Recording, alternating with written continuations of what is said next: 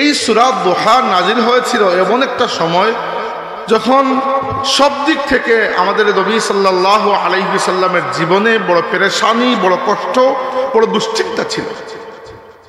বিশেষ করে সূরা দুহা নাজিল হওয়ার আগ পর্যন্ত যে সকল ওহী নাজিল হয়েছে আর সূরা দুহা যখন নাজিল হয়েছে এর মধ্যখানে লম্বা একটা সময়ের জন্য ওহী নাজিল হওয়ার সিলসিলাকে আল্লাহ বন্ধ করে দিয়েছিলেন। এটি কি জন্য বন্ধ করেছিলেন একমাত্র আল্লাহই ভালো জানেন, আল্লাহর হিকমত, আল্লাহর ভালো জানা। কিন্তু এই সময়টা রাসূলুল্লাহ সাল্লাল্লাহু আলাইহি সাল্লামকে বড় কষ্টের মধ্য দিয়ে এবং মানুষের কথাবার্তা শোনার মধ্য দিয়ে যেতে হয়েছে। বিশেষ করে মক্কার নেতৃস্থানীয় কাফির যারা, এরা বলতে শুরু করেছে যে নাউজুবিল্লাহ, আল্লাহ মাফ করুক, তারা কুফরি করলাম, আমি শুধু বুঝানোর জন্য বলছি। তারা বলেছে যে মুহাম্মদের সাথে যে শয়তান ছিল এটা মুহাম্মদকে ছেড়ে দিয়ে গেছে। নাউজুবিল্লাহ। ওহীকে তারা শয়তানি মনে করত এবং ওহী বন্ধ হওয়া এবং সূরা দুহা একেবারে প্রথম দিকে যে সূরাগুলো নাজিল হয়েছিল এর মধ্যে তো প্রথম দিকে 7-8 বার যখন ওহী নাজিল হয়েছে বা 5-6 বার, এরপরে লম্বা সময়ের জন্য, কেউ বলেছেন 15 দিন, কেউ বলেছেন না 40 দিন পর্যন্ত ওহী বন্ধ ছিল এবং রাসূল সাল্লাল্লাহু আলাইহি ওয়াসাল্লাম একে তো কাফিরদের কথাবার্তায় তার নিজের জীবনটাও পেরেশানির মধ্যে, অপরদিকে আল্লাহর পক্ষ থেকে ওহী বন্ধ হয়ে গেছে, আল্লাহর নবীকে আরো পেরেশানি দেখে বসেছে। শুধু তাই নয়, একজন মানুষের জীবনে পরিবর্তন তো মানুষের জীবনে হয়, কিন্তু আমার নবীর জীবনে রাতারাতি যে পরিবর্তনটা হয়েছিল এটা আর কারো জীবনে হয় নাই। যেদিন থেকে ইসলামের দাওয়াত তিনি শুরু করেছেন এর আগের দিন পর্যন্ত তিনি ছিলেন মক্কার মানুষের চোখের মণি, সবাই তাকে আস-সাদিকুল আমিন বলত। তিনি ছিলেন আব্দুল মুত্তালিবের নাতি, সবাই তাকে শ্রদ্ধা করত। আব্দুল মুত্তালিব কোনো জেন্টেল মানুষ নয়, মক্কার সবচেয়ে গণ্যমান্য মানুষ। রাসূল সাল্লাল্লাহু আলাইহি ওয়াসাল্লাম দেখতে যেরকম চেহারা সুন্দর, আখলাকও সেরকম সুন্দর, সত্যবাদী, আমানতদার, বিচারের যোগ্যতা সম্পন্ন এবং সবচেয়ে বড় কথা আরবের মানুষের মধ্যে একটা যুদ্ধবাজ ভাব আছে, কথায় কথায় যুদ্ধ লেগে যাবে। আল্লাহর নবী ঠিক উল্টা, তিনি কিভাবে মানুষের মধ্যে সুলাহ, মানুষের মধ্যে সমাধান করানো যায় এই কাজটা তিনি সবচেয়ে ভালো করতেন। তো মক্কার মানুষ তাকে চোখের মণি মনে করত। আর যেদিন থেকে ইসলামের দাওয়াত শুরু করেছেন এক রাতের মধ্যে পুরো মক্কাবাসী তার শত্রু হয়ে গেছে। এত বড় পরিবর্তন মেনে নেওয়াও তো কঠিন। দ্বিতীয়ত মক্কার মানুষ যে শুধু ইসলাম কবুল করে নাই তা নয়, বরং নানা রকমের অপবাদ দেওয়া শুরু করেছিল। তারা প্রথমে বলেছিল নাউজুবিল্লাহ মুহাম্মদ সাল্লাল্লাহু আলাইহি ওয়াসাল্লাম মিথ্যাবাদী, বলেছিল তিনি কাহিন। কাহিন মানে হচ্ছে গণক, যিনি জিনের মাধ্যমে, শয়তানের মাধ্যমে ভবিষ্যতের খবরাখবর মাঝে মধ্যে এরা দিয়ে দেয়, এদেরকে গণক বলা হয়, বা জ্যোতিষী। কখনো বলেছিল তিনি হচ্ছেন সাহির, সাহির মানে জাদুকর। কখনো বলেছিল মাফতুন, মাফতুন মানে হচ্ছে যাকে জিনে ধরেছে, ফিতনায় কবলে পড়েছে। মাঝে মধ্যে বলতো তিনি মৃগী রোগে আক্রান্ত। এইরকম নানান ধরনের অপবাদ। এবার এইগুলো শোনার পরে স্বাভাবিকভাবে একজন মানুষের তো কষ্ট হওয়ার কথা, এবং আল্লাহ রাব্বুল আলামিন কুরআন শরীফে এটা বলেওছেন, ওয়া ইন ইয়াকাদুল্লাযীনা কাফারু লা ইউযলিকুনাকা বিআবসারিহিম লাম্মা সামিউয যিকরা ওয়া ইয়াকুলুনা ইন্নাহু লামাজনুন। আল্লাহ রাব্বুল আলামিন বলেছেন ওয়া ইয়াকুলুনা ইন্নাহু লামাজনুন, তারা বলে যে নিশ্চয়ই আপনি পাগল, এবং তারা আপনাকে বলে মিথ্যাবাদী, তারা আপনাকে বলে সাহির। কিন্তু আল্লাহ রাব্বুল আলামিন স্পষ্ট নির্দেশ দিয়েছেন যে ফাসবির কামা সাবারা উলুল আজমি মিনার রুসুল, হে আমার নবী আপনার আগের রাসূলদেরকেও এরকম তাদের এলাকা, তাদের গোত্রের, তাদের উম্মতের মধ্যে থেকে বহু মানুষ চিৎকারি তামাশা করেছিল, ব্যঙ্গ করেছিল, এরাও সবর করেছিলেন, অতএব এদের মতো আপনিও সবর করুন। আর আপনাকে তারা যে কথাগুলো বলছে, ইন্না কাফাইনাকাল মুস্তাহজিইন, হে নবী আপনার পক্ষ থেকে আপনাকে যারা অপমান করে তাদেরকে জবাব দেওয়ার জন্য আমি আল্লাহ যথেষ্ট। এবার এই অবস্থায় ওহী নাজিল হওয়া বন্ধ। এটা আল্লাহর নবী সাল্লাল্লাহু আলাইহি ওয়াসাল্লামের জন্য কষ্টকে আরো 4 গুণ করে দিল, যে আল্লাহ রাব্বুল আলামিন আমার প্রতি ওহী নাজিল করা কেন বন্ধ করে দিলেন? তাছাড়া এই সময় আরেকটা বিশেষ একটা অবস্থার মধ্য দিয়ে যাচ্ছিলেন আল্লাহ নবী সাল্লাল্লাহু আলাইহি ওয়াসাল্লাম। সেটা হচ্ছে যে সকল মানুষ ইসলাম কবুল করছে তার মধ্যে হাতে গোনা কয়েকজন ছিল যারা সমাজের একটু বড় গণ্যমান্য মানুষ, যেমন আবু বকর সিদ্দিক রাদিয়াল্লাহু আনহু, উসমান ইবনে আফফান রাদিয়াল্লাহু আনহু, আর বাকি সবাই সমাজের খুব কমজোর শ্রেণীর মানুষ। আর এদেরকে কাফিররা বড় টর্চার করত, আর এই টর্চারটা দেখাও আল্লাহর রাসূলের জন্য বড় কষ্টের ছিল। এই অবস্থায় যখন ওহী নাজিল হওয়া বন্ধ হয়েছে তখন কাফিররা বলেছে নাউযুবিল্লাহ, যে মুহাম্মদের শয়তান মুহাম্মদকে ছেড়ে গেছে, নাউযুবিল্লাহ। আল্লাহ রাব্বুল আলামিন দীর্ঘদিন পরে ওহী নাজিল করেছেন, বলেছেন ওয়াদ-দুহা ওয়াল-লাইলি ইযা সাজা মা ওয়াদ্দা'কা রাব্বুকা ওয়া মা ক্বালা। আল্লাহ কসম করেছেন ওয়াদ-দুহা, কসম সকালের। দুহা বলা হয় আমরা যাকে বলি বেলা উঠে গেছে, অর্থাৎ একটা হচ্ছে ইশরাক, সূর্য যখন ঠিক উঠে ফজরের পরে, এরপরে যখন ধরেন সকাল 8:30 9টা, 9:30 10টা পর্যন্ত ওই সময়টা যখন রোদ থাকে, এত প্রখর নয় কিন্তু পরিষ্কার রোদ থাকে, মানুষ কাজের জন্য সবচেয়ে বেশি এনার্জি পায়, ওই সময়কে বলা হয় দুহা। ফার্সি ভাষায় বলা হয় চাশত, এই জন্য চাশতের একটা নামাজ আছে ওই সময়। আরবি ভাষায় ওই নামাজকে বলা হয় সালাতুদ দুহা। আচ্ছা, আল্লাহ কসম করেছেন ওয়াদ-দুহা, কসম সকালের, ওয়াল-লাইলি, এবং কসম রাতের, ইজা সাজা, যখন রাত অন্ধকার হয়েছে ছেয়ে ফেলে সবকিছুকে। তার মানে আল্লাহ রাব্বুল আলামিন এখানে বুঝাচ্ছেন যে জীবনে আলো আসবে, অন্ধকারও আসবে, জীবনে সবকিছু আসবে। এক সময় কষ্ট আসবে, ইন্না মা'আল উসরি ইউসরা, আরেক সময় সহজও আসবে। জীবনটা এই কষ্ট এবং সুখের মধ্য দিয়েই যাবে। আল্লাযী খালাকাল মাউতা ওয়াল হায়াতা লিয়াবলুয়াকুম, আল্লাহ জিন্দেগি এবং মৌতকে সৃষ্টি করেছেন তোমাদেরকে পরীক্ষা নেওয়ার জন্য। খালি জিন্দেগি আর জিন্দেগি থাকলে তো কোনো পরীক্ষা ছিল না। আর যদি দুনিয়াতে আসার পরই মৌত হয়ে যেত তবুও কোনো পরীক্ষা নেই। দুনিয়া এবং আখিরাত, জিন্দেগি এবং মৌত, রাত এবং দিন, কালো এবং ফর্সা, সহজ এবং কঠিন, এই সবগুলো একটা আরেকটার হকিকতকে স্পষ্ট করে। শীতের দিন থাকার কারণে আমরা গরমের মর্যাদা বুঝি, আর গরমের দিন থাকার কারণে আমরা শীতের মর্যাদা বুঝি। তো আল্লাহ কসম করেছেন, এবং কসম করার পরে আল্লাহ কি বলছেন সেটা খুবই গুরুত্বপূর্ণ। কোরআন শরীফে যখনই আল্লাহ কসম করেন, কসমের পরে কি আছে এইটা গুরুত্ব দেওয়ার জন্য আল্লাহ কসম করেন। মাথান একটা মাসলা জানিয়ে দিই সংক্ষিপ্ত করে। কসমের বিষয়টা নিয়ে খেয়াল রাখতেন, কসম দুই ধরনের হয়। একটা হচ্ছে কসমে লাহউই, আন্দাজি কসম করা। কিছু মানুষের অভ্যাস থাকে কোনো নিয়ত ছাড়া আন্দাজি কসম করা, এই কসমগুলাকে আল্লাহ ধরেন না, এরকম কসম করা উচিত নয়, এগুলো অপছন্দনীয়, আল্লাহর রাসূল নিষেধ করেছেন। তবে কেউ যদি করেও ফেলে এর কোনো কাফারা নাই, জাস্ট আল্লাহর কাছে আপনি তাওবা করবেন এবং এই বদ অভ্যাস বাদ দেবেন। কিন্তু কেউ যদি নিয়ত করে কসম করে ফেলে, অর্থাৎ কসমের নিয়তে কসম করেছে যে ভবিষ্যতে আমি অমুক কাজ করব না বলে কসম করলাম, আর সে যদি এই কসম ভাঙ্গে তাহলে তাকে কাফারা দিতে হবে, সেই কাফারার কথা কোরআন শরীফে আছে। আচ্ছা, দ্বিতীয়ত হচ্ছে, মনে রাখবেন খুব গুরুত্বপূর্ণ, আল্লাহ তার সৃষ্টির মধ্যে যে কোনো কিছুর নামে কসম করতে পারেন, কিন্তু বান্দা একমাত্র আল্লাহ ছাড়া অন্য কারো নামে কসম করতে পারে না। কারণ কি? বান্দার কসম আর আল্লাহর কসমের মধ্যে বেশ কম আছে। বান্দা কসম করে একটা বিষয়কে অন্যের কাছে বিশ্বাস করানোর জন্য, যে আপনি বললেন ভাই আসবেন কি, আসবেন কি, বারবার আমি বললাম কসম করে বলছি আসবো, মানে আপনি বিশ্বাস করছেন না আসবো কি না, আমি আপনাকে বিশ্বাস দেওয়ার জন্য। কিন্তু আল্লাহর কসমটা এজন্য আল্লাহ করেন না, কারণ আল্লাহ কসম না করলেও তো আমি বিশ্বাস করতে বাধ্য, ঠিক না? আল্লাহ কসম করেন কসমের পরে যে কথাটি এসেছে ওটাকে গুরুত্ব দেওয়ার জন্য। তো আমাদের কসম বিশ্বাসের জন্য, আল্লাহর কসম তাকিদের জন্য, তাকিদ গুরুত্ব। যখন কোরআন শরীফে আল্লাহ বহু কিছুর নামে কসম করেছেন।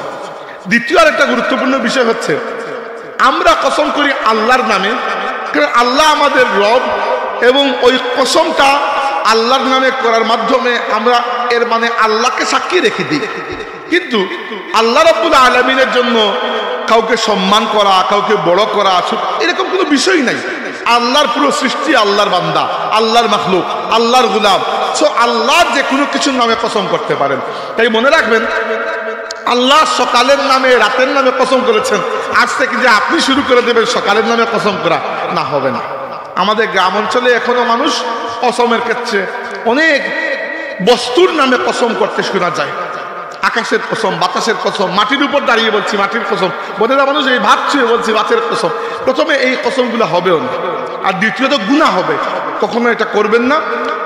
আল্লাহর নবী সাল্লাল্লাহু আলাইহি ওয়াসাল্লাম বলেছেন, মুয়াত্তা ইমাম মালিক কিতাবের মধ্যে হাদিস রয়েছে, রাসূল সাল্লাল্লাহু আলাইহি ওয়াসাল্লাম বলেছেন যদি কসম করতে হয় আল্লাহর নামে করবে, না চুপ থাকবে, কসম করবে না। আর এমনিতেও অধিক কসম করতে আল্লাহর নবী নিষেধ করেছেন যে কথায় কথায় কসম করো না। আপনি বলবেন তাহলে আরবি লোকেরা কথায় কথায় কসম করে, হ্যাঁ, এটা আসলে কসম নয়, এটা তাদের কথার আগে একটা কথা চলে আসে। আরবরা দেখবেন কথায় কথায় বলে ওয়াল্লাহি ওয়াল্লাহি ওয়াল্লাহি, এইটা আসলে নিয়ত করে কসম নয়, এইটা তাদের কথার সাথে একটা কথা চলে আসে, এই জন্য। তো এটাকে কসম হিসাবে ধরা যায় না, মানে কসম হিসাবে ধরা যায় যেটা আপনি শুনলে বুঝবেন যে সে নিয়ত করে বলছে। আমি তো থাকি জার্মানিতে, আপনারা অনেকেই জানেন, গেছি বাজারে বাজার করতে, আসার সময় দেখি যেখান থেকে ট্রেন ধরবো ওইখানে সিরিয়া বা ইরাকের আরবি একটা ছেলে বসে আছে, সে তার মায়ের সাথে ফোনে কথা বলছে। তো এতটুকু তো আরবি আমি বুঝতে পারছি সে কি বলছে। সে বলেছে কোনো একটা জায়গায় সে যাওয়ার কথা সম্ভবত যায়নি বা পরে যাবে, এরকম কিছু একটা। তো মা বিশ্বাস করছেন না, হয়তো আমি ফোন শুনে বুঝতে পারলাম। তখন সে বলতে বলতে এক সময় বিরক্ত হয়ে বলেছে, ইয়া উম্মি আকসিমু বিল্লাহিল্লাযী লা ইলাহা ইল্লাহু, হে মা আমি আল্লাহর কসম করে বলছি যে আল্লাহ ছাড়া কোনো মাবুদ নেই। ওইটা তার প্রকৃত কসম ছিল। সে বিরক্ত হয়ে বলেছে, এতক্ষণ ধরে বুঝাচ্ছি বুঝতে পারছো না, আল্লাহর নামে কসম করে বলছি। তো কসম যদি করতে হয় এমনিতে কসম করবেন না, আর যদি করতে হয় শুধু আল্লাহর নামে, অন্য কিছুর নামে কসম করা যাবে না। এমনকি রাসূল সাল্লাল্লাহু আলাইহি ওয়াসাল্লামের নামেও কসম করা যায় না, আল্লাহর রাসূল নিজে নিষেধ করেছেন কসম করলে শুধু আল্লাহর নামে। তবে হ্যাঁ, আল্লাহ তার সৃষ্টির মধ্যে যে কোনো কিছুর নামে কসম করতে পারে। আল্লাহ কি বলেছেন, ওয়াদ-দুহা ওয়াল-লাইলি ইযা সাজা, কসম সকালের এবং কসম রাতের যখন এটি অন্ধকার হয়ে সবকিছুকে ঢেকে ফেলে। মা ওয়াদ্দাকা রাব্বুকা ওয়া মা ক্বালা, হে আমার নবী, এরা যে বলছে যে মুহাম্মদের রব মুহাম্মদকে ত্যাগ করেছেন, হে নবী আপনার রব আপনাকে ত্যাগও করেন নাই, ভুলেও যান নাই, ছেলেও যান নাই। আল্লাহ নিশ্চয়তা দিয়ে দিয়েছেন, মা ওয়াদ্দাকা রাব্বুকা ওয়া মা ক্বালা, আপনার রব আপনাকে ত্যায্য করেন নাই, আপনাকে ভুলেন নাই, ছেড়ে যান নাই। এরপরে আল্লাহ রাব্বুল আলামিন বলেছেন, ওয়ালাল আখিরাতু খায়রুল লাকা মিনাল উলা। এই কথার দুইটা অর্থ আছে। একটা অর্থ হচ্ছে ওয়ালাল আখিরাতু খায়রুল লাকা মিনাল উলা, হে নবী আপনার জন্য আখিরাত এই জীবন থেকে অনেক উত্তম। আর আরেকটা অর্থ হচ্ছে, ইয়া রাসূলুল্লাহ আপনার প্রত্যেক সামনের দিনগুলো পেছনের দিন থেকে অনেক উত্তম। অর্থাৎ আপনি আজকে যে কষ্টের মধ্যে আছেন, কিছুদিন পরে, কয়েক বছর পরে এই কষ্টটা আর থাকবে না। এবং আসলেই আমরা দেখেছি যে মক্কা শরীফ থেকে বের হওয়ার সময় আমার নবী সাল্লাল্লাহু আলাইহি ওয়াসাল্লাম মাটিতে পুরো পা রেখে হাঁটতে পারেন নাই। পায়ের চিহ্ন দেখে কাফিররা পিছু নেবে, ধাওয়া করবে, হত্যার ষড়যন্ত্র করতেছে। জিবরাইল এসে বলেছেন, ইয়া রাসূলুল্লাহ আপনার পায়ের সামনের আঙ্গুলি মাটির মধ্যে দিয়ে দিয়ে হাঁটুন। মানে দুনিয়ার বুকে একটু জায়গা হয় নাই হাঁটার জন্য, এমনও দিন গেছে হেঁটে যাচ্ছেন। ওই পাশে আবু জাহেল সহ মক্কার বড় বড় সর্দার যারা, তারা মজলুম, নিপীড়িত, অসহায়, দুর্বল মুসলমানদেরকে টর্চার করছিল। এর মধ্যে আপনারা সবচেয়ে বেশি যার নাম, যে কয়েকজনের নাম জানেন, একজন হচ্ছেন ইসলামের প্রথম শহীদ সুমাইয়া রাদিয়াল্লাহু আনহা এবং তার স্বামী ইয়াসির এবং তাদের পুত্র আম্মার রাদিয়াল্লাহু আনহু। এবং কে আল্লাহর নবী সাল্লাল্লাহু আলাইহি ওয়াসাল্লামকে যখন আল্লাহর রাসূল যখন পাশ দিয়ে যাচ্ছিলেন, তখন নিজের চোখে ওই টর্চার দেখতে পাচ্ছিলেন। এবার চিন্তা করেন যে নবী সাল্লাল্লাহু আলাইহি ওয়াসাল্লাম আল্লাহর পক্ষ থেকে আযাবের বা কোনো কিয়ামতের দিন শাস্তির কোনো আয়াত নাযিল হলে আল্লাহর নবী কেঁদে দিতেন যে ভবিষ্যতে আমার উম্মতের কি হবে। আর সেই নবীর সামনে তার মায়ার সাহাবীরা শুধু তার উপর ঈমান আনার কারণে টর্চারের শিকার হচ্ছেন, নির্যাতিত হচ্ছেন। আল্লাহর নবীর জন্য কত বড় দুঃখের বিষয়। সম্মানিত হাজিরিন, রাসূল সাল্লাল্লাহু আলাইহি ওয়াসাল্লামের কিচ্ছু করার ছিল না তখন, শুধু এটা বলেছেন, ইসবির আলা ইয়াসির ফা ইন্নামা উইদাকুমুল জান্নাহ, হে ইয়াসিরের পরিবার সবর করো, আমি তোমাদেরকে জান্নাতের নিশ্চয়তা দিচ্ছি। এমনও দিন গেছে কাবা শরীফের পাশে বসে আছেন আল্লাহর নবী সাল্লাল্লাহু আলাইহি ওয়াসাল্লাম, সাহাবীরা এসেছেন, কয়েকজন মুখ থেকে ফেটে রক্ত বের হচ্ছে, এসে বলেছেন ইলা মাতা ইয়া রাসূলুল্লাহ, ইয়া রাসূলুল্লাহ এইভাবে আর কয়দিন যাবে? আল্লাহ নবী সাল্লাল্লাহু আলাইহি ওয়াসাল্লাম বলেছেন তোমরা খুব তাড়াহুড়া করছো, একটু সবর করো, এমনও দিন আসবে দুনিয়াতে এমন শান্তি বিরাজ করবে, তোমাদের মাধ্যমে আল্লাহ দুনিয়াকে এরকম পিসফুল শান্ত করে দিবেন, এরকম আমানতদারি দুনিয়াতে চলে আসবে যে আরবের এক পার্শ্ব থেকে আরেক পার্শ্ব পর্যন্ত এক মহিলা হেঁটে যাবে, কোনো একটা মানুষ ওই মহিলার উপর আঘাত করা, অসম্মান করা তো দূরের কথা, চুক্তিতে তাকানোর সাহস পাবে।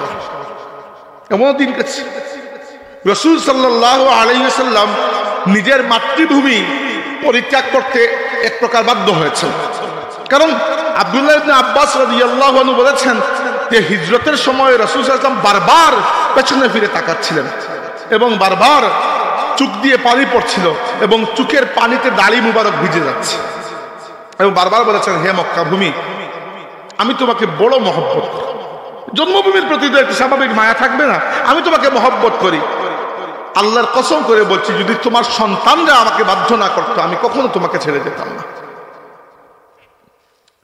আল্লাহ রাব্বুল আলামিন আয়াত নাযিল করেছেন ইন্নাল্লাযী ফারাদা আলাইকাল কুরআনা লারাদ্দুকা ইলা মাআদ, হে নবী যে আল্লাহ আপনাকে কুরআন দিয়েছেন সেই আল্লাহ কথা দিচ্ছেন আপনাকে আবার তিনি আপনার জন্মভূমিতে ফিরিয়ে নিয়ে আসবেন। তো 8 বছরের মাথায় 8ম হিজরিতে আমার নবী সাল্লাল্লাহু আলাইহি ওয়াসাল্লাম 10,000 সাহাবা নিয়ে মক্কা বিজয় করেছেন।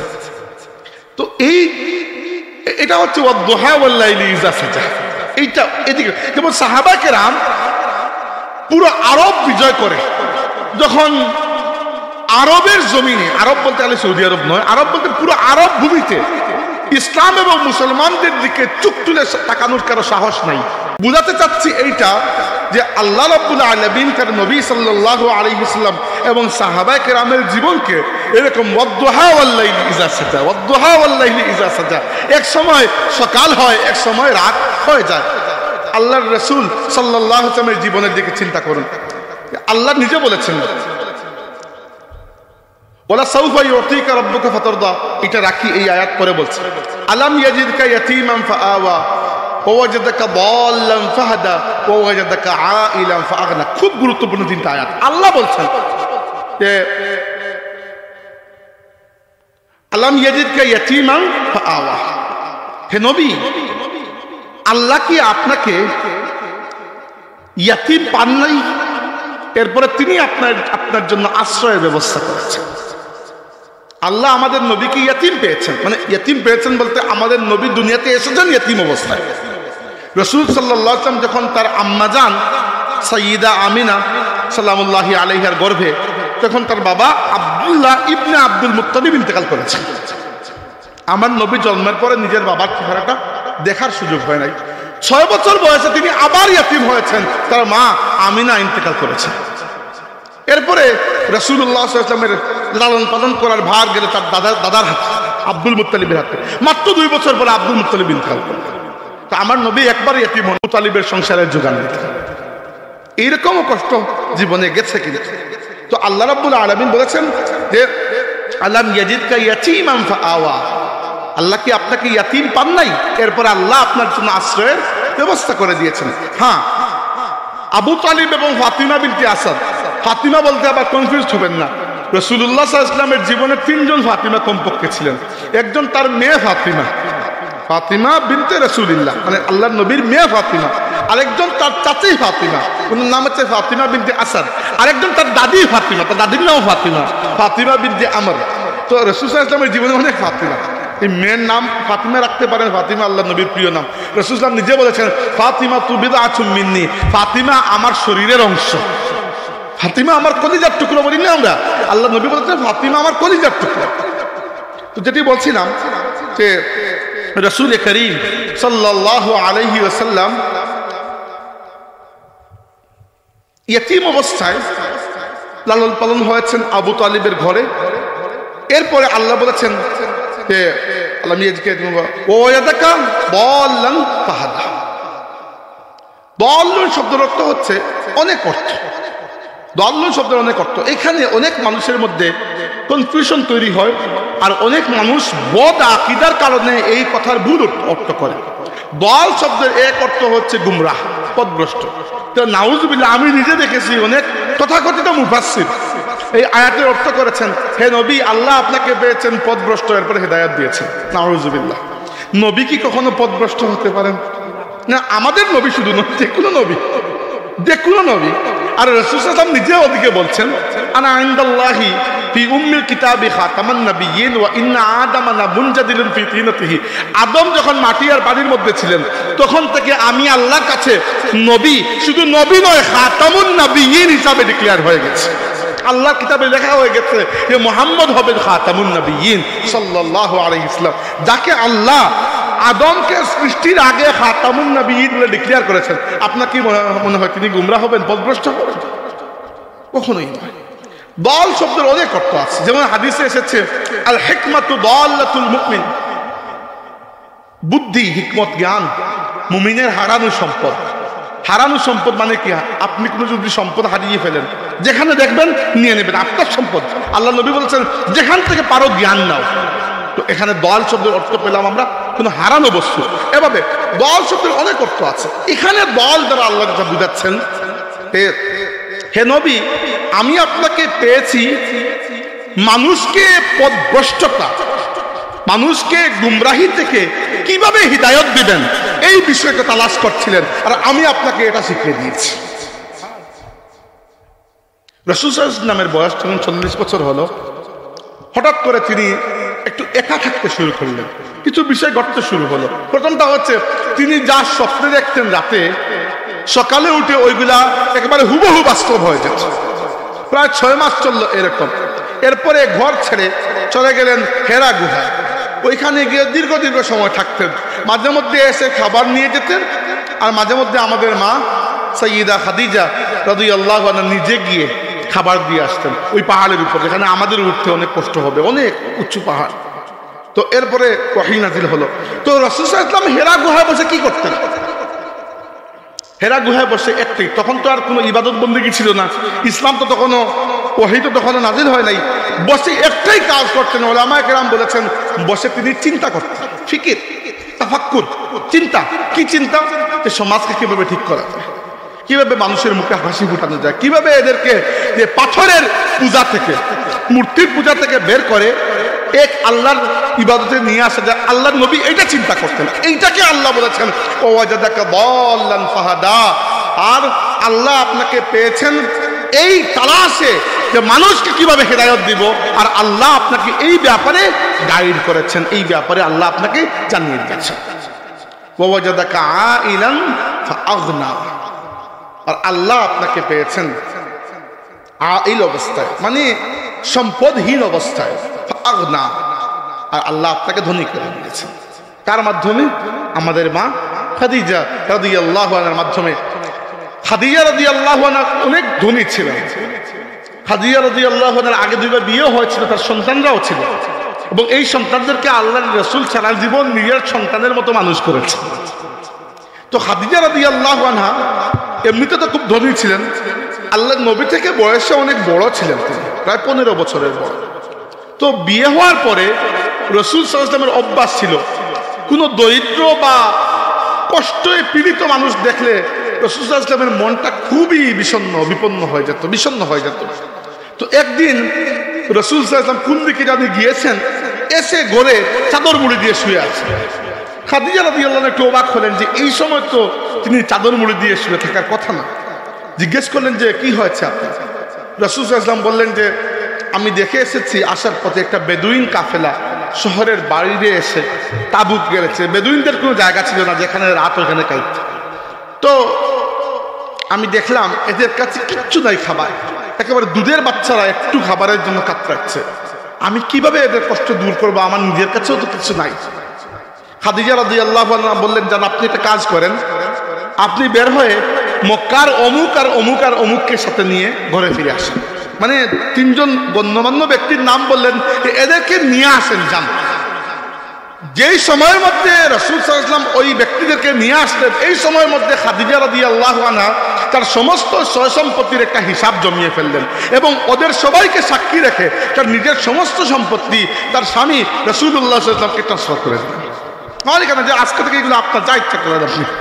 এবং এই একটা সম্পদও আল্লাহ নবী ইসলামের হাতে ছিল না, সব তিনি বন্টন করেছেন মানুষের জন্য, আল্লাহর দ্বীনের জন্য।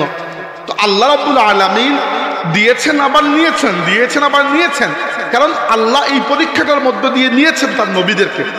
হাদিসে এসেছে ইন্নাল্লাহা ইযা আহাব্বা কওমান ইবতালাহু, আল্লাহ যে জাতিকে সবচেয়ে বেশি মহব্বত করেন তাদেরকে সবচেয়ে বেশি পরীক্ষা নেন। আর সবচেয়ে বেশি আল্লাহর মহব্বত হচ্ছে নবী রাসূলের জন্য, তাই এদের জীবনে সবচেয়ে বেশি পরীক্ষা আসে। রাসূল সাল্লাল্লাহু আলাইহি সাল্লামের জীবনে তিনি যে তিনবার খালি ইয়েতিম হয়েছেন এমন নয়, বরং এর চেয়ে বড় কষ্ট ছিল আল্লাহ তাকে 7 জন সন্তান দিয়েছিলেন। 7 সন্তান, 4 মেয়ে 3 ছেলে। 4 মেয়ে জাইনাব, রুকাইয়া, উম্মে কুলসুম, ফাতিমা। 3 মেয়ে কাসিম, আব্দুল্লাহ, ইব্রাহিম। এই 7 সন্তানের জনক নিজের চোখের সামনে 6 সন্তানকে কবরে শুইতে দেখেছেন। একজন পিতার জন্য চিন্তা করেন, একজন মানুষকে আল্লাহ 7 জন বাচ্চা দিয়েছেন, 6 জন বাচ্চাকে আপনি নিজে কবরে রেখেছেন। সহ্য করার মতো বিষয়। আল্লাহর রাসূল এটাও সহ্য করেছে। একমাত্র ফাতিমা রাদিয়াল্লাহু আনহা আল্লাহর রাসূল দুনিয়া থেকে বিদায় নেওয়ার সময় জীবিত ছিলেন। বাকি সব 3 ছেলে তো ছোট বয়সেই ইন্তেকাল করেছেন, বাকি 3 মেয়েও ইন্তেকাল করেছেন। তো হাজিরিন, আল্লাহ তাবারaka ওয়া তাআলা এই সূরা দুহার মধ্যে এইসব নিয়ামতের কথা কি জন্য বলছেন? বলার উদ্দেশ্য হচ্ছে, হে আমার নবী, ওই যে কাফিররা বারবার বলছে যে মুহাম্মদকে তার রব ছেড়ে গেছেন, মা ওয়াদ্দাকা রাব্বুকা ওয়া মা ক্বালা, যে আপনার রব আপনাকে পরিত্যাগ করেন নাই, আপনাকে তিনি ছেড়েও যান নাই, ত্যাগ করেন নাই, ভুলে যান নাই। আর আমার মতে এই সূরার মূল যে কেন্দ্রীয় যে আয়াত সেটা হচ্ছে যে ওয়ালা সাউফা ইউতিকা রাব্বুকা ফাতারদা, ওয়ালা সাউফা ইউতিকা রাব্বুকা ফাতারদা। আল্লাহ এর আগের আয়াতে কি বলেছেন? বলেছেন ওয়ালাল আখিরাতু খায়রুল লাকা মিনাল উলা, হে নবী আপনার জন্য দুনিয়ার জীবন থেকে আখিরাতটা অনেক উত্তম। আর এরপরে এসে বলেছেন ওয়ালা সাউফা ইউতিকা রাব্বুকা ফাতারদা, আপনার রব আপনাকে এত বেশি দেবেন, এত বেশি দেবেন, এত বেশি দেবেন যে আপনি সন্তুষ্ট হয়ে যাবেন। এবং আল্লাহ দিয়েছেন কিভাবে? একটা জাস্ট উদাহরণ বলি। রাসূল সাল্লাল্লাহু আলাইহি ওয়াসাল্লাম মক্কা শরীফে যখন ইসলামের দাওয়াত তাবলীগ শুরু করেছেন, তখন মুসলমানদের কিবলা ছিল বাইতুল মাকদিসের দিকে। মসজিদে আকসা, বাইতুল মাকদিস কোন জায়গায়, কোন শহরে?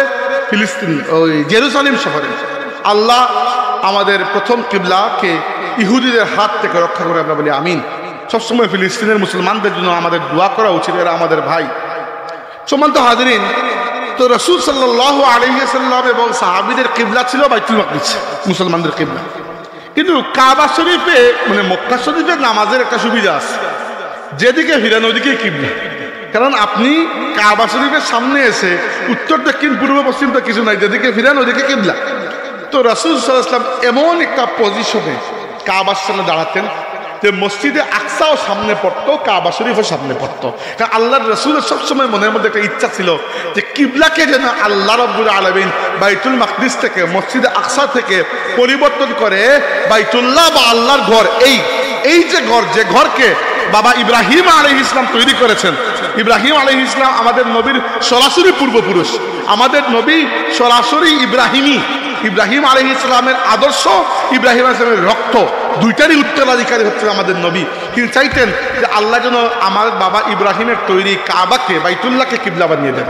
কিন্তু কখনো মুখ দিয়ে বলেন নাই, কখনো কোনো হাদিসে পাওয়া যায় না আল্লাহ নবী কখনো দোয়া করেছে আল্লাহ কিবলাকে পরিবর্তন করো, কিবলাকে পরিবর্তন, কখনো বলেন। জাস্ট মনের মধ্যে একটা ইচ্ছা ছিল।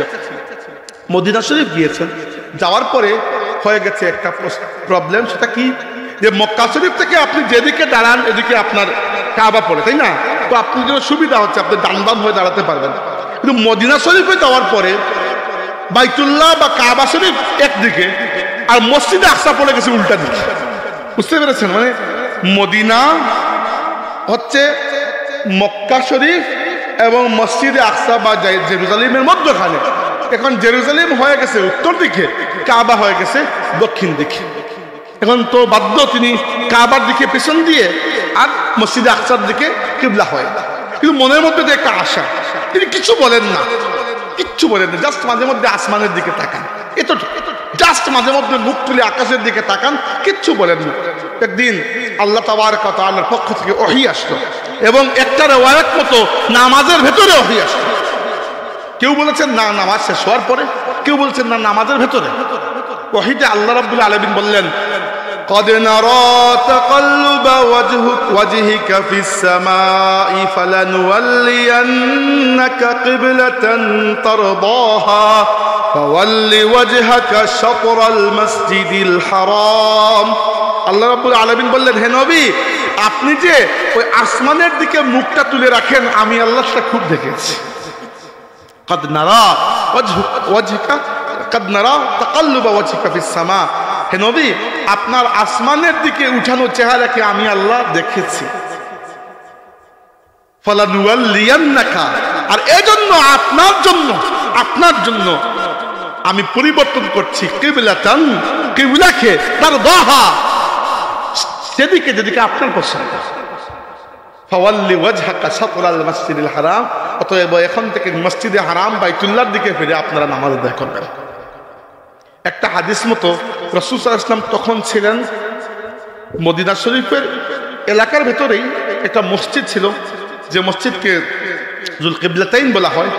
আর আরেকটা রিওয়ায়াত মতো আল্লাহর নবী নয়, কিছু সাহাবী ওই মসজিদে নামাজরত অবস্থায় ছিলেন।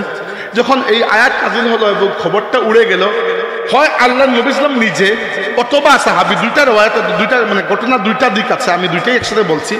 যারাই ওই মসজিদে নামাজে ছিলেন তারা নামাজের ভেতরে কিবলা পরিবর্তন করে ফেললেন। আর 2 রাকাত একদিকে ফিরে পড়েছেন, আর পরের 2 রাকাতে ইমাম সাহেব এবং মুসল্লিরা কিবলা পরিবর্তন করে ফেললেন। আর ইমাম সাহেব, তিনি আল্লাহ নবী হন কোনো সাহাবী, দুইটা বর্ণনা আছে, তিনি হেঁটে হেঁটে সামনে আবার উল্টা দিকে চলে আসলেন। এই মসজিদে এখনো 2টা কিবলার অস্তিত্ব রয়েছে। তবে হ্যাঁ, এখন আর আপনার মসজিদে আকসার দিকে ফিরে নামাজ পড়লে নামাজ হবে না, আপনার কিবলা জরুরি। কিন্তু আল্লাহ তাবারাকা ওয়া তাআলা যে বলেছেন ওয়ালা সাউফা ইউতিকা রাব্বুকা ফাতারদা, আপনার রব আপনাকে এত দেবেন। সাউফা মানে হচ্ছে ভবিষ্যৎবাচক, ভবিষ্যতে আপনাকে এত দেবেন যে আপনি সন্তুষ্ট হয়ে যাবেন। এবং দেওয়ার মধ্যে একটা দেওয়া, সবচেয়ে বড় দেওয়া হচ্ছে রাসূলুল্লাহ সাল্লাল্লাহু আলাইহি ওয়াসাল্লাম বলেছেন, লিকুল্লি নাবিয়্যিন দাওয়াতুন মুস্তাজাবাতুন ফাদা কুল্লু নাবিয়্যিন। প্রত্যেক নবীকে আল্লাহ একটা বিশেষ দোয়া দিয়েছেন, ওই দোয়া মুস্তাজাবা, ওই দোয়া করলেই আল্লাহ দোয়ার রিপ্লাই দিয়ে দেবেন, দোয়া যা চেয়েছেন দিয়ে দেবেন, গ্যারান্টি। মানে এটার নাম হচ্ছে স্পেশাল দোয়া। ফাদা কুল্লু নবী, প্রত্যেক নবী দুনিয়াতে এই দোয়া করে গেছে এবং কবুল হয়েছে। ওয়া ইন্নী ইখতাবাতু দাওয়াতি, আর আমি আমার দোয়াটি রিজার্ভ করে রেখে দিয়েছি। কি জন্য? শাফাআতাল লিউম্মতি ইয়াউমাল কিয়ামা, এই এক দোয়ার বদৌলতে কিয়ামতের ময়দানে আমি আমার তামাম উম্মতের জন্য আল্লাহর কাছে সুপারিশ চাইব। শাফাআত, যে আল্লাহ তো দোয়া তো তুমি দিয়েছো একটা, ওটা কবুল হবে। এবার ওই দোয়ার বদৌলতে আমি চাচ্ছি এই দোয়াটা হচ্ছে আমার, যে আমার তামাম গুনাহগার উম্মতকে তুমি ছেড়ে দাও। হাদিসে এসেছে, মুসনাদে আহমদ কিতাবের মধ্যে হাদিস রয়েছে, রাসূল পাক সাল্লাল্লাহু আলাইহি ওয়াসাল্লাম বলেছেন যে জান্নাতীরা যখন জান্নাতে যাবে ভিড় করবে, আল্লাহর রাসূল তখন যাবেন। তিনি প্রথমে যাওয়ার কথা, কিন্তু যাবেন প্রথমে, কিন্তু তিনি জান্নাতে থাকবেন না বসে, কারণ তার উম্মত যতক্ষণ পর্যন্ত জাহান্নামে রয়ে গেছে তিনি তো জান্নাতে শান্তিতে বসতে পারেন না। প্রথমবার যখন যাবেন, গিয়ে দেখবেন জান্নাতীরা দরজার সামনে। তখন আল্লাহ নবী সাল্লাল্লাহু আলাইহি ওয়াসাল্লাম বলবেন যে তোমরা এখানে কেন? এখানে হয়তো আমরা থাকবো, মানে আমরা বলতে আমাদের নবীর উম্মত থাকবে, অন্য নবীদের উম্মতরাও থাকবে, কারণ এরাও তো মুসলমান। তখন তারা বলবে যে জান্নাতের বাওয়াব, যিনি গেট কিপার, দরজা খুলছেন। তখন রাসূল সাল্লাল্লাহু আলাইহি ওয়াসাল্লাম বলবেন যে আমি সবার পক্ষ থেকে এগিয়ে গিয়ে জান্নাতের কড়ায় নাড়া দেব। তখন বাওয়াব জিজ্ঞাসা করবেন, গেট কিপার যিনি, যে কে এসেছে? আমি বলবো মুহাম্মদ, আমি হচ্ছি মুহাম্মদ সাল্লাল্লাহু আলাইহি ওয়াসাল্লাম। তখন খুলে দেওয়া হবে জান্নাতের দরজা আমার জন্য, সর্বপ্রথম আমার জন্য জান্নাতের দরজা খুলে দেওয়া হবে। আর যখন আমি ঢুকবো, হাদিস গল্প বলছি না, মুসনাদে আহমদ কিতাবের মধ্যে হাদিস রয়েছে, সুনান আদ-দারিমি কিতাবের মধ্যে এই হাদিস রয়েছে। আল্লাহর হাবিব সাল্লাল্লাহু আলাইহি ওয়াসাল্লাম বলেছেন, যখন আমি ঢুকবো তখন স্বয়ং আল্লাহ তাবারাকা ওয়া তাআলা জান্নাতে আমাকে স্বাগতম জানাবেন। ফাস্তাকবালাল জাব্বারু তাবারাকা ওয়া তাআলা, আমাকে ইস্তেকবাল করবেন আল জাব্বার আল্লাহ তাবারাকা ওয়া তাআলা। সম্মানিত হাজিরিন, আল্লাহ রাব্বুল আলামিন তার নবীকে এই সম্মানটাও দেবেন। এমন কি এখানে একটা বারিক বিষয় বলতে চাই। আলহামদুলিল্লাহ, শিরকের মধ্যে দুইটা জাত আছে, শিরকে আকবর, শিরকে আসগর। শিরকে আকবর মানে বড় শিরক, খোলা শিরক। আল্লাহর নবীর ওসিলায় আমরা এই উম্মত বড় শিরক থেকে পাক সাফ, আলহামদুলিল্লাহ। হ্যাঁ, মাঝে মধ্যে কিছু বেকুব মানুষ যারা জাহিল, জাহিলের লেভেলের জাহিল, আবু জাহিলের টাইপের জাহিল, এদেরকে দেখা যায় বিভিন্ন বন্ড পীরকে সেজদা দিয়ে দিচ্ছে। আমি নিজের চোখে দেখছি এরকম, ঢাকায় দেওয়ানবাগি পীরকে দেখছি মানুষ সেজদা দিচ্ছে। কিন্তু আলহামদুলিল্লাহ, আমরা আমাদের বড়দের কাছ থেকে যেটা শিখেছি যে এই কপালটা বড় দামি, এটা ঝুঁকলে একমাত্র কার জন্য ঝুঁকবে? আল্লাহর জন্য। এছাড়া এই উম্মতের মধ্যে বড় শিরক আর নাই, কারণ এই উম্মত মূর্তি পূজাও করে না। আলহামদুলিল্লাহ, এই উম্মত আল্লাহকে, আল্লাহর সাথে কোনো পুত্র কন্যা যেগুলো অন্য ধর্মের মানুষরা যেগুলো বলে আমরা করি। কিন্তু ভয় হচ্ছে ছোট শিরক। ছোট শিরক হচ্ছে রিয়া, মানুষকে দেখানোর জন্য ইবাদত করা। ভয়ঙ্কর গুনার বিষয়। হ্যাঁ, এইটা কেউ যদি করে সে কাফির হবে না, কিন্তু ভয়ঙ্কর গুনাহগার হবে, কবিরা গুনাহ। আল্লাহ নবী এটাকে কি বলছেন? ছোট শিরক। চিন্তা করতে পারেন যে গুনার লেভেলটা কোন জায়গায়, ছোট শিরক। এবং এটা এত মারাত্মক যে আল্লাহ তাবারাকা ওয়া তাআলা, মনে রাখবেন, কেবল সেই ইবাদতকে আল্লাহ কবুল করেন যে ইবাদত 100% আল্লাহর জন্য আপনি করেছেন। যদি 99% বা 99.99% আল্লাহর জন্য হয়, আর 0% বা 0.1 অন্য কাউকে দেখানোর জন্য, আল্লাহর কোনো গরজ নাই আপনার ওই ইবাদত কবুল করা। আল্লাহ ছুড়ে মেরে দেবেন। এই জন্য যখন জীবনে যা কিছু ইবাদত করেছেন খালিস আল্লাহর জন্য। এই জন্য আমাদের বাবা ইব্রাহিমকে আল্লাহ বলছে হানিফ, হানিফান ওয়া মা আনা মিনাল মুশরিকিন। তিনি বলেছেন হানিফ মানে কি? যে ব্যক্তি অন্যের থেকে কেটে নিজেকে শুধু আল্লাহর জন্য মুখলিস করে নিয়েছে। আমাদের ইবাদতের মধ্যে অনেক কমজোরি থাকতে পারে, কিন্তু আমাদের সবচেয়ে বড় যে ক্রেডিট, এটা হচ্ছে ইয়াকা না'বুদু ওয়া ইয়াকা নাস্তাঈন। আল্লাহ ইবাদত কম হতে পারে, আমি তোমার যতটুকু খুশু খুজু নিয়ে, ভয় এবং মহব্বত নিয়ে ইবাদত করেছি, একজন হিন্দু বা বৌদ্ধ তার দেবতার পূজা হয়তো আরো ভালো করে করেছে, হতে পারে। কিন্তু আমার ক্রেডিট হচ্ছে আল্লাহ, আমি শুধু তোমার ইবাদত করেছি, তুমি ছাড়া কারো করে নাই। আমার ইবাদত ভাঙ্গাচুরা হতে পারে, কিন্তু আমার ইবাদতটা ছিল ইয়াকা, শুধু তোমার জন্য। আমি যখন সাহায্য চেয়েছি আল্লাহ, একমাত্র তোমার কাছেই চেয়েছি। এজন্য হাজিরিন, আমাদের নবীকে আল্লাহ এত দেবেন যে তিনি সন্তুষ্ট হয়ে যাবেন। তো এটা নিয়ে টেনশন নাই। টেনশন হচ্ছে দুনিয়াতে যেন আমরা এইরকম বড় কোনো গুদার মধ্যে না পড়ি যে কিয়ামতের দিন রাসূল আমাকে দেখে পরিচয় না পান। পরিচয় না পাইলে তো শাফায়াতের কোনো প্রশ্নই আসে না। এই জন্য আল্লাহ রাব্বুল আলামিন আমাদেরকে এইরকম বড় বড় গুনাহ থেকে বাঁচার তৌফিক দান বলি আমিন।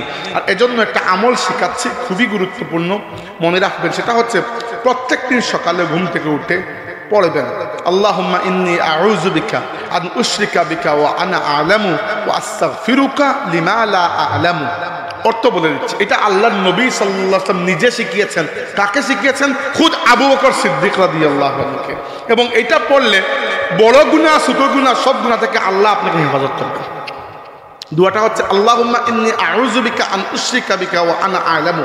হে আল্লাহ, জেনে শুনে যেন তোমার সাথে শিরিক না করি, তোমার কাছে পানাহ চাই। ও আস্তাগফিরুকা লিমা লা আ'লামু, আর না জেনে যদি করে ফেলি তাহলে তোমার কাছে মাফ চাই। সহজ না দুয়াটা? যতদিন পর্যন্ত আরবি মুখস্থ না হয় বাংলাই পড়েন। নামাজের ভেতরে আরবি পড়া ফরজ না, আমাদের বাইরে দোয়া আপনি বাংলাও পড়তে পারেন, সমস্যা নেই। আর কুরআন শরীফ বাংলা পড়লে হবে না, ওটা আরবিতেই পড়তে হবে। কিন্তু দোয়া আপনি বাংলায় করতে পারেন, নামাজের ভেতরে করলে আরবি, আর নামাজের বাইরে করলে আপনি যে ভাষা ইচ্ছে, ইংরেজি, ফার্সি, চাইনিজ করেন। কিন্তু দোয়াটা যেহেতু নবীর দোয়া, সুন্নত দোয়াটাই চেষ্টা করবেন না। 2 লাইনের দোয়া মুখস্থ করতে কতক্ষণ লাগে? ওই ভিডিও দেখে দেখে মুখস্থ করে ফেলবেন। আল্লাহুম্মা ইন্নী আউযু বিকা আন উশরিকা বিকা ওয়া আনা আ'লামু ওয়া আস্তাগফিরুকা লিমা লা আ'লামু। একবার শুনলে, 2বার শুনলে কঠিন মনে হবে, কয়েকবার পড়লে সহজ হয়ে যাবে। এইটা যখন পড়বেন, আল্লাহ পাক আপনাকে সবচেয়ে বড় গুনাহ, যে গুনাহ আল্লাহ কখনো মাফ করেন না, শিরক এবং ছোট ছোট গুনাহ থেকেও আল্লাহ নিজে আপনাকে হেফাজত দেবেন। আর আমরা বড় সৌভাগ্যবান রাসূল সাল্লাল্লাহু আলাইহি ওয়াসাল্লামের উম্মত হিসাবে আমরা এমন গ্যারান্টি পেয়েছি আল্লাহর পক্ষ থেকে যে আমাদের নবী সন্তুষ্ট না হওয়ার আগ পর্যন্ত আল্লাহ শুধু দিয়েই যাবেন। তাই ইনশাআল্লাহ একজন উম্মত যদি ঈমান নিয়ে দুনিয়া থেকে যেতে পারে আর নিজেকে শিরকের মতো ভয়াবহ গুনাহ থেকে বাঁচাতে পারে, বাকি গুনাহ খাতাগুলো আল্লাহর নবী নিজে বলেছেন ইন্না শাফাআতি লি আহলিল কাবাইরি মিন উম্মতি, আমার উম্মতের মধ্যে যারা কবিরা গুনাহ লিপ্ত এদের জন্য আমি নবী আল্লাহর কাছে সুপারিশ করি। আল্লাহ রাব্বুল আলামিন যেন আমাদেরকে কারো নবীর মায়ার মুখলিস উম্মত হওয়ার তৌফিক দান, আমরা বলি আমিন। আল্লাহুম্মা আমিন। আলহামদুলিল্লাহি রাব্বিল আলামিন, والصلاة والسلام على سيد المرسلين وعلى آله وأصحابه أجمعين.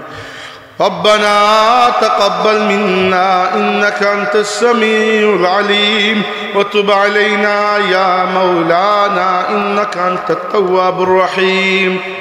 আল্লাহ আমরা এই জামাত তুমি কবুল ফরমাও, মওলা আমরা বসা এবং শোনারে তুমি কবুল ফরমাও, আমরা মাফ করে দাও, আমরা জিন্দা মুর্দা মা বাবার তুমি মাফ করে দাও, তোমার হাবিবর তামাম উম্মতে মরহুমা মুমিন মুমিনাতকে তুমি মাফ করে দাও। আল্লাহ তোমার হাবিবর জিন্দা উম্মতকে ইজ্জত শান্তির জিন্দগি নসিব করো, আমরা বেমারি হলে তুমি শিফা দান করো। আল্লাহ অভাবী হল অভাবরে দূর করে দাও। আল্লাহ বহুত মানুষ মুশকিলের কাছে আটকে গেছেন, আল্লাহ তুমি মুশকিলাতকে আসান করে দাও। আমরা যুবক হল লাগি হালাল রিজিকের ব্যবস্থা করিয়া দাও। আল্লাহ আল্লাহ খাস করি আমরা বেমারি হলে তুমি শিফা দান করো। আমরা প্রত্যেকের পাক মদিনায় নিয়ম ওলা হজ্জে মাবরুর জিয়ারতে মকবুল নসিব করিও। আল্লাহ আমরা সব ধরনের গুনাহ হতে থাকি পাক সাফ রাখিয়া ইসলামের উপরে আমরা জিন্দগি দিও আর ইমানের উপরে আমরা মৌত দান করিও। আল্লাহ হাসরের ময়দানে তোমার হাবিবর শাফাত আমরা নসিব করিও। আল্লাহ আমরা ঘর পরিবার দে জিন্নাত আর ইনসানের তামাম ক্ষতি থাকি বদ নজর থেকে তুমি হেফাজত করো। জালিম যে আমরা উপরে মুসল্লাত করিও না, আমরা ইখলাসের সাথে তোমার খেদমত করার তৌফিক দান করো। আমরা নামাজি বানাও, আমরা পরবর্তী বংশধরদের নামাজি বানাও। মওলা আল্লাহ যার দিলের ভিতরে যে নেক আশা আছে তুমি কবুল করো। খাস করে যে সকল মানুষের সাহায্য সহযোগিতা এই মাহফিলটা সুন্দর হয়েছে, আল্লাহ তোমার বান্দা হজরে দুনিয়া আখিরাতে সাহায্য করো। বিফদলি সুবহান রাব্বিকা রব্বিল ইজ্জাতি আম্মা ইয়াসিফুন ওয়া সালামুন আলাল মুরসালিন ওয়া আলহামদুলিল্লাহি রাব্বিল আলামিন।